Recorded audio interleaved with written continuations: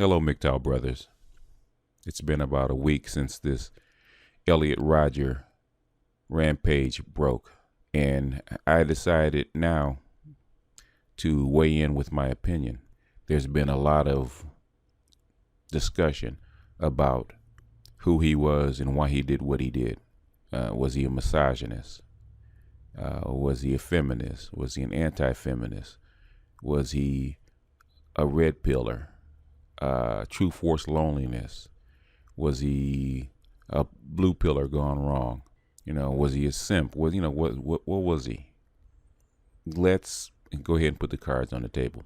Dude was crazy. Dude had serious Asperger syndrome. I said, how come he couldn't pick up women? Asperger syndrome is a high functioning form of autism. Sometimes they even mimic the signs of a sociopath. In fact, sometimes they call people with Asperger syndrome high functioning sociopaths. So they have the inability to connect with people. So if you can't connect with people, you can't connect with women. That was his problem. The dude was crazy. And I was reading all these articles, and I finally found one from Rick Sanchez of Fox News Latino. And it sums up everything, or most of everything, that I think about this particular story. So I'm going to read this, and at the end, I'm going to give my take on it, what I think. It may be something you agree with, or it may be something you disagree with. But I'm going to go ahead and read this into the record, and then I'll be back at the end, and I'll give you my take on this particular tragic situation. Cut the euphemisms. Santa Barbara shooter was crazy and belonged in asylum. We used to lock up crazy people. Then we stopped. We used to care for crazy people. Then we stopped. We used to call crazy people insane. Then we stopped. We used to call crazy people mentally ill. Then we stopped. Now we do next to nothing until they do something, like kill for reasons most of us could never even begin to fathom. Elliot Rodger was lonely. Elliot Rodger was desperately lonely. Elliot Rodger was isolated. Elliot Rodger was a murderer. He was sick, and we can sit there and blame it on class warfare, misogyny, alienation, guns. The real cause, not to be disrespectful to the dead, is the fact that Elliot Rodger was just plain crazy. There, I said it. Somebody has to. Since the dawn of time, there have been people who are, well, crazy. I know it sounds harsh, but the longer we sit around looking for euphemisms and explanations for their actions, the more people will die. It turns out that Rodger was on psychotropic drugs. What are psychotropic drugs? Basically, they are medicines that alter chemicals in the brain, which in turn affect mood and behavior. Some of the common side effects include, but are not limited to, suicidal tendencies, hallucinations, psychosis, and mania. Psychotropic drugs have become so commonplace, they've blended into our lexicon and may have been taken at one time or another by as many as half of all Americans. Psychotropic drugs have become so commonplace, they've blended into our lexicon and may have been taken at one time or another by as many as half of all Americans. Lithium and Prozac come to mind as immortalized by Gen Xers in the Nirvana song of the same name. Kurt Cobain describes crazy for millions of fans with the lyrics, "I'm so happy, 'cause today I found my friends. They're in my head." By the way, Kurt Cobain was a manic depressive drug user who shot and killed himself in the head 20 years ago. Which brings us back to Elliot Rodger. He too had a friend in his head, a friend who convinced him that women who didn't want to be with him needed to die. This past weekend, he went on a violent killing spree in and around the campus of the University of California, Santa Barbara due to his loneliness. He was a sad, sick young man who thought he was entitled to love, entitled to sex. Misunderstood? Actually, he was pretty easy to figure out. He was crazy. His mother told that to the police, but they didn't listen. Police chose to leave him alone. They didn't take his guns. They didn't see them. They didn't even take him away. Why? Because by law, they couldn't institutionalize him unless he'd already been institutionalized. The problem is we no longer institutionalize. Psychiatrists say getting somebody committed today is close to impossible. Long-term facilities are few and far apart, with waiting periods of up to a year. As for short-term interventions, they say insurance companies aren't willing to pay for hospital stays, thereby creating a revolving door where even the violently insane can pass through undetected. And therein lies the problem. We used to have a place for people who we thought were crazy. They were called insane asylums. Then in the 1960s and 1970s, we did away with them. We chose instead to treat them with antipsychotic drugs and manage them with short-term or outpatient care. Today, we're no longer allowed to call them insane. We're simply allowed to say they're ill, mentally ill. Gone are the places to put them. Gone are the institutions. Gone is the money to manage their care, long-term or short. So what are we left with? Crazy people, lots of them, and drugs, lots of them, and murders, lots of them.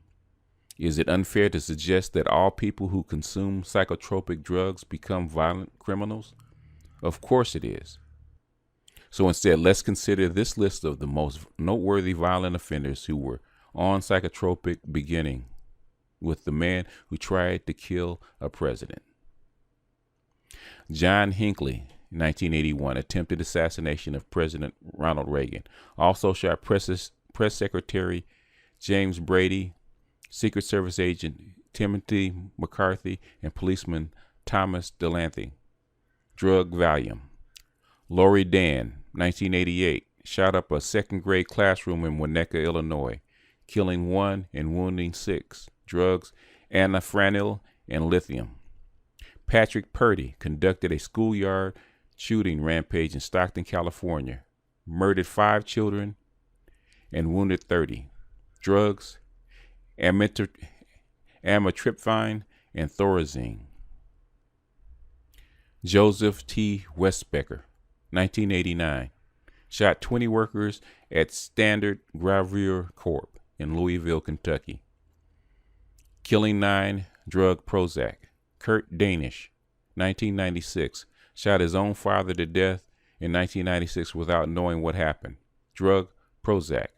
Michael Cornell, just 14 years old, shot up a high school prayer meeting in Paducah, Kentucky, killing 3, leaving another paralyzed. Drug Ritalin.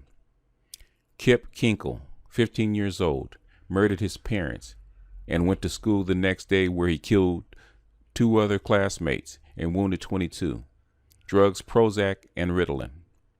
Eric Harris and Dylan Klebold, 1999, were behind the school shooting rampage in Columbine, Colorado, in which they killed 12 students and a teacher and wounded 24 others.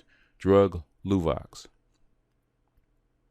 Larry Gene Ashbrook, 1999, murdered 7 people and injured 7 at a Christian rock concert in Fort Worth, Texas. Drug Prozac. Michael McDermott, 2000, accused of gunning down 7 of his own co-workers at Wakefield Tech. Drugs, a trio of antidepressants. Christopher Pittman, 2001, 12 years old, murdered his grandparents. Drugs, Paxil and Zoloft. Andrea Yates, 2001, drowned all 5 of her children, ages 7 years down to 6 months, in a bathtub. Drug, Effexor. Jeff Weiss, 2005, 16 years old, on Minnesota's Red Lake Indian Reservation. Shot and killed 9 people and wounded 5 others. drugs, Prozac. Terry Michael Ratzman, 2005, killed 7 members of the Living Church of God before committing suicide. Drug, medication for Hashimoto's thyroiditis. Sung Hyu Cho, 2007, was the spree killer who killed 32 people and wounded 17 others at Virginia Tech. Drug, Prozac. Robert Hawkins, 2007, killed 8 people before turning a gun on himself and committing suicide. Drugs, Ritalin and Zoloft. Stephen Kazmierzak opened fire in a lecture hall in Northern Illinois University, killing 6, wounding 21. Drugs, Xanax and Ambien.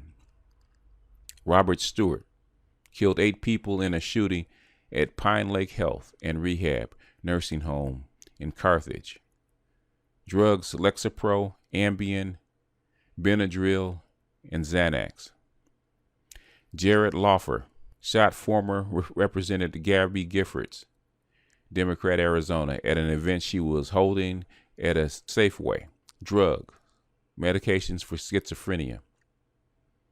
Edward Cincion entered an IHOP restaurant in Carson City, Nevada, and shot 12 people. 5 died, including 3 National Guard members.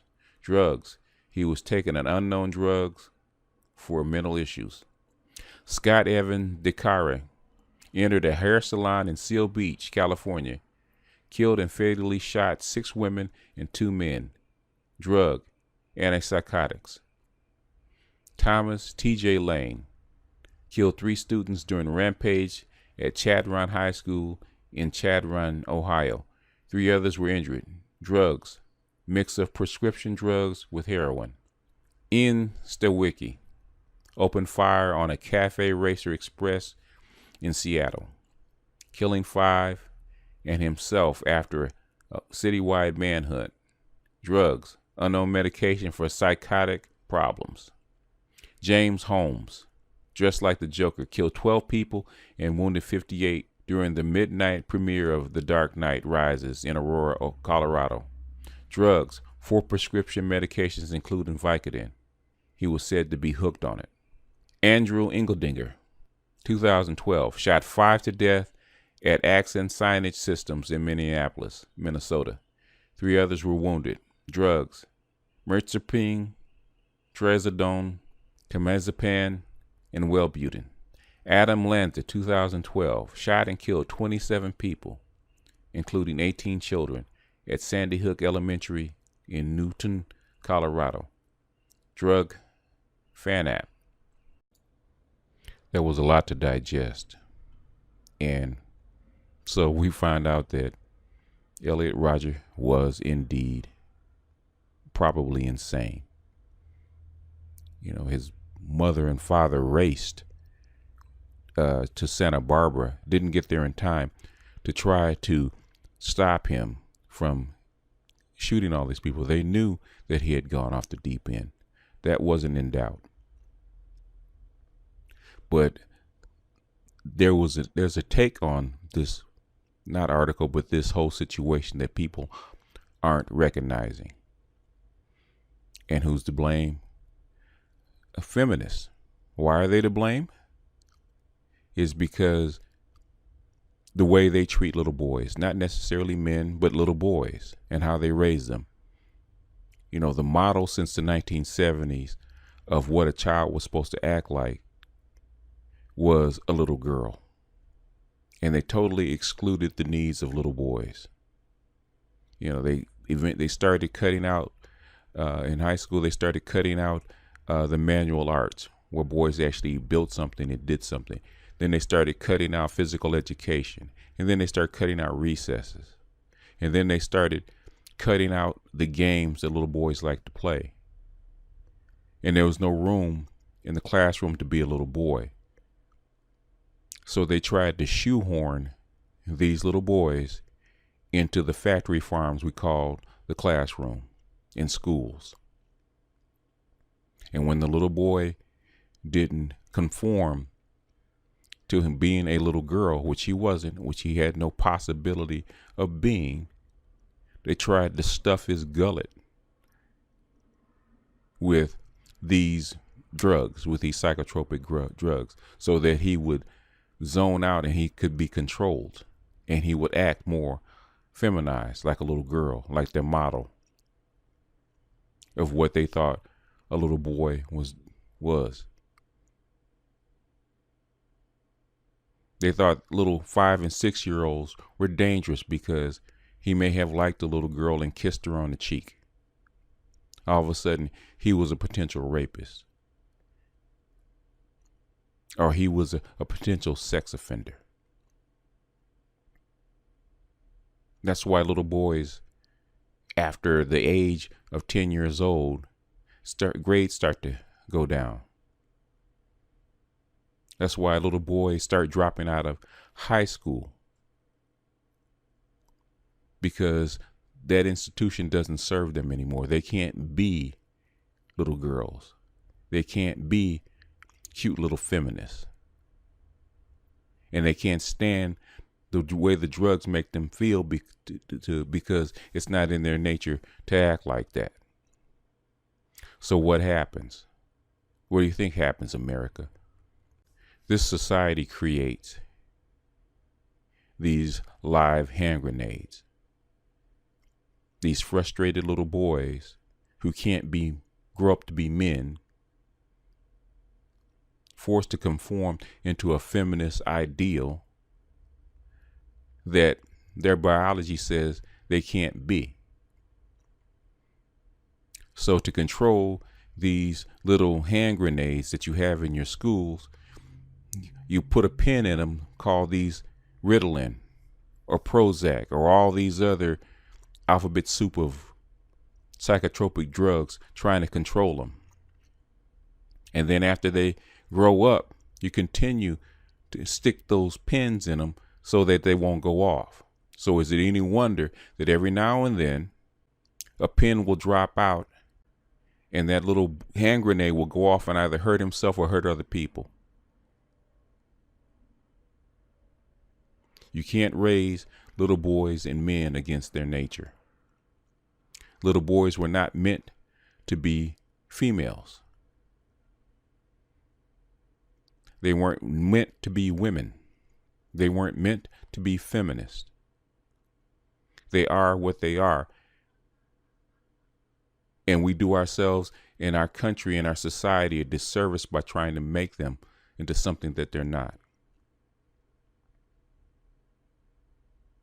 And as feminism gets worse and worse and worse, you see these stories that used to be so spread out and so sparingly become like a common event. It seems like every 6 months, some young kid who's on Ritalin or on one of these other psychotropic drugs goes off and kills 4, 5, 6 people.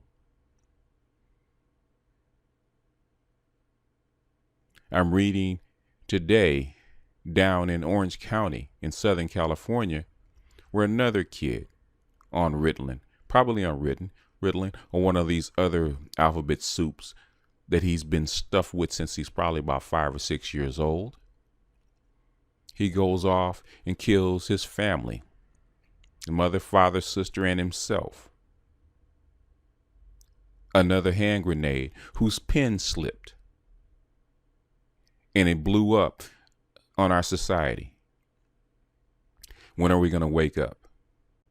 When are we going to teach these little boys to be MGTOW? When are we going to teach these little boys that there's another option than this feminist model that they've been stuffed with and promoted and sold?